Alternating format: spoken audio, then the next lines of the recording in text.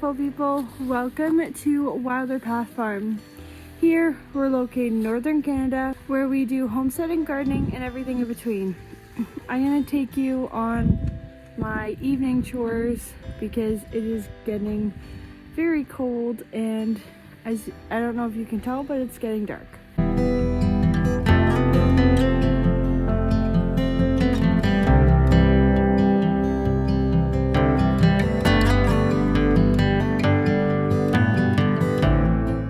I just fed the horses and I completely forgot to film it.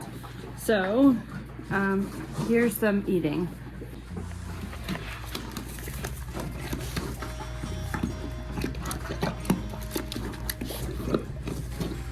For one hay cube and some water. Amara always makes a huge mess.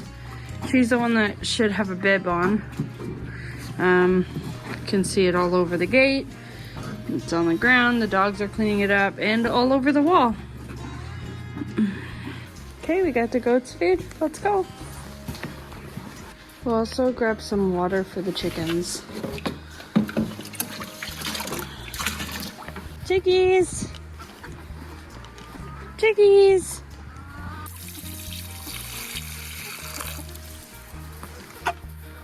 There you go. You got some more water? Did you think I had food? I'm sorry. I'll get you something, okay? I'll be back. Okay, get going.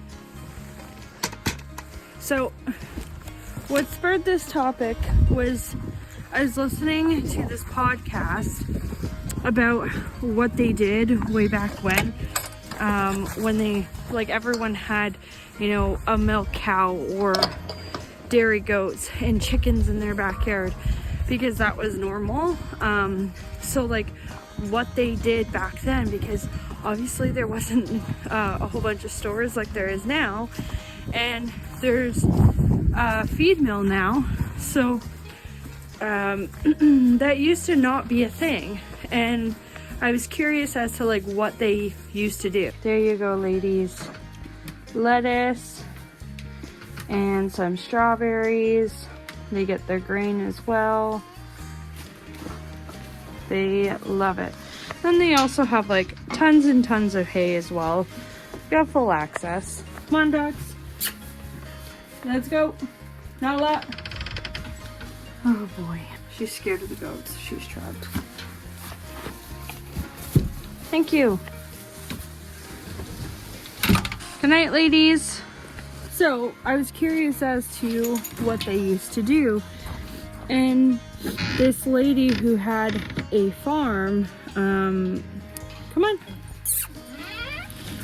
she like laughed when the interviewer person asked her like, oh, so like did you feed like grains to your animals?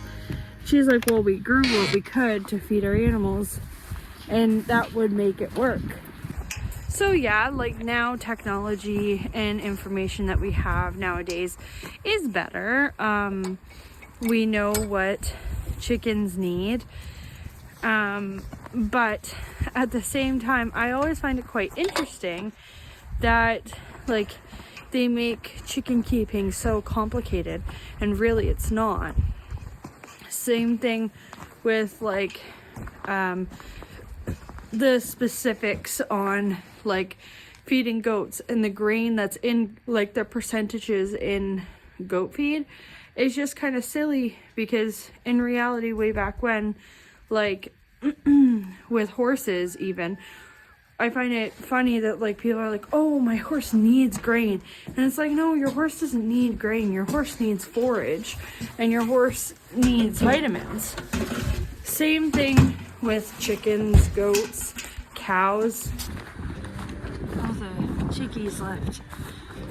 They're like, lady, you didn't bring me food. Hey, chickies. Yeah, I'm sorry. I brought you something. Oh, you want it so bad.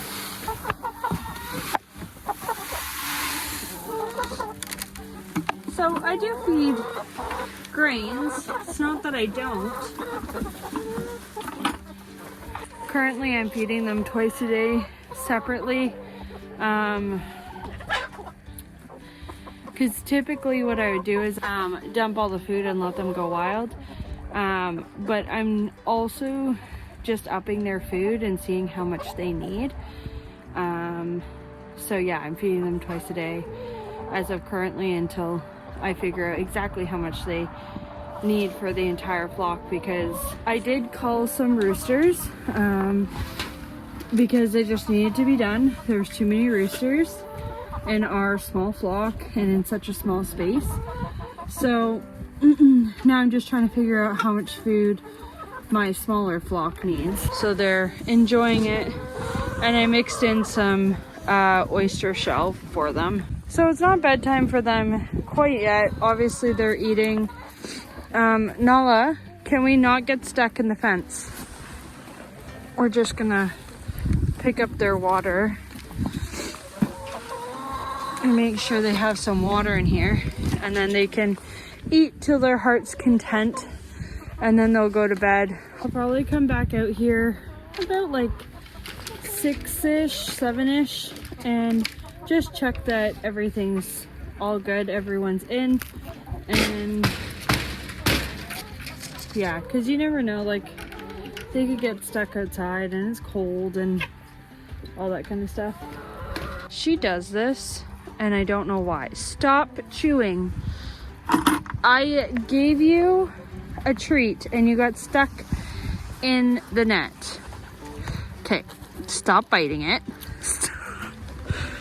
Stop biting it. Okay, I will get you out. Hold on. Nala. Okay, I get it. You want this. Okay, there you go. Go ahead. Jeez. I obviously had to stop filming because I needed 2 hands to get her out of the net. Sometimes she gets herself stuck in the net and I don't know why.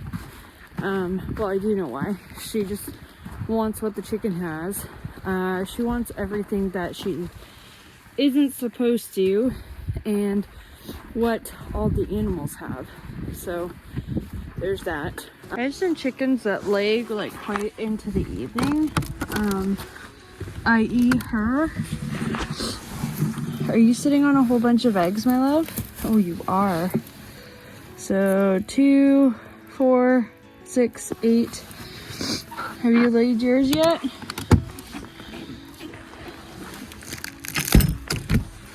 I noticed that I'm losing eggs in the sense of like they're laying them in random places and then they either freeze or they get stepped on or whatever. So we're trying to make sure that they're laying inside those nesting boxes. I don't see any eggs in here. It's kind of dark, but sometimes like I'll see some like right here. But yeah, she's in her favorite nesting box, so she's not happy. Now, obviously how they did things back then wasn't the best way, or depending on your opinion, maybe it was, but the fact still remains the same, is that you can do it without the feed mill. Yes, it's harder. Yes, it takes more effort. But I think the only thing that you have to consider is also like where are the vitamins coming from, because you're probably gonna have to buy those. Just as an example, like if you're feeding salt or kelp or selenium or vitamin E.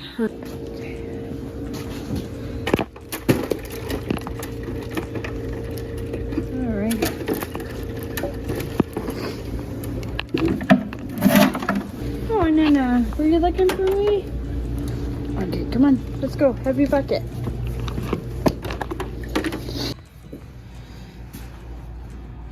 They love when I give them fresh water. They like when it's just fresh in the bucket, that's for sure. Oh, good fresh water, huh? That's the best. Anyways, so like my point being, like, I'm not trying to spike a debate or anything.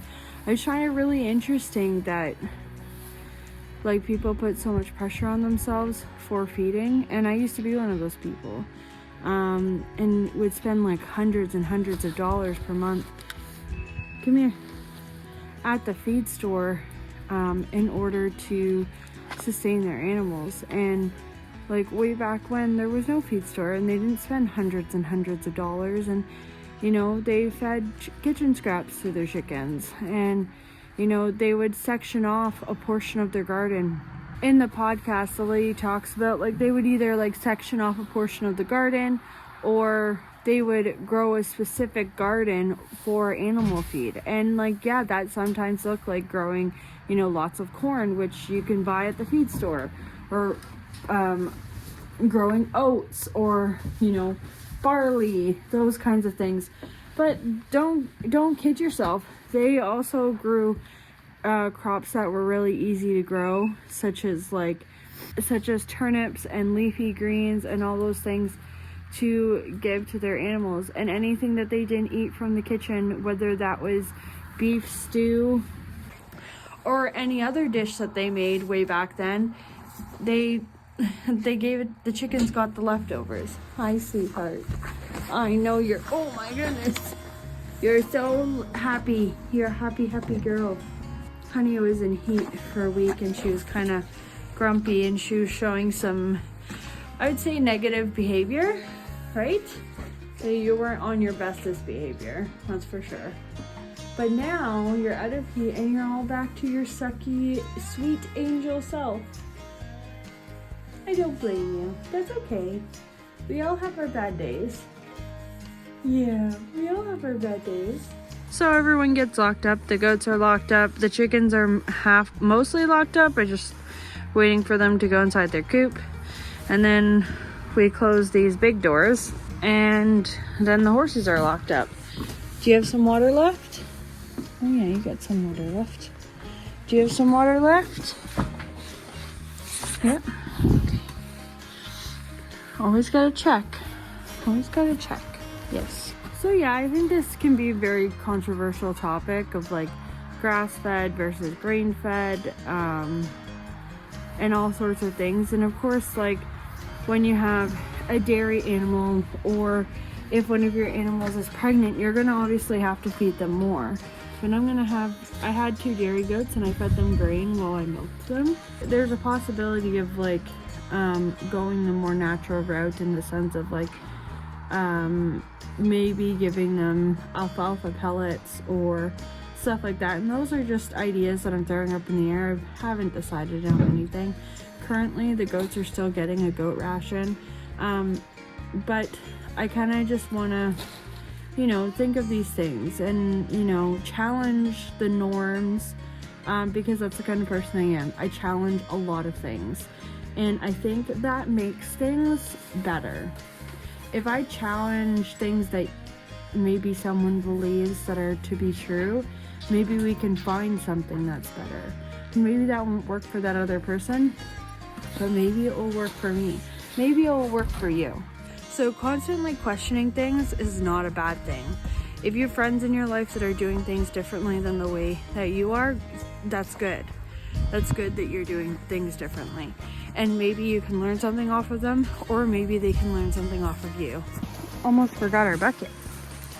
I just kind of wanted to share that information, share the fact that, you know, I didn't know that. I didn't know that, you know, feed stores used to not exist. And of course that seems like common sense, but like, I think we need to question things. I think we need to question the ethics.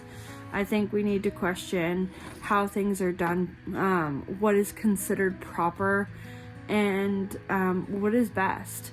And what is best for my farm may not be what is best for your farm, and that's okay. So I think this is where we're gonna end it off, because we are out of daylight, and I'm pretty sure this video is already so long.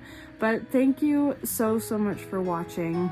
if you have any thoughts, opinions, or just some stuff that you want to see in some videos coming up, leave them down in the comments below. If you aren't already, make sure to hit the subscribe button so that we can share this content with like-minded people just like yourself. And I will see you guys in the next video. Bye guys!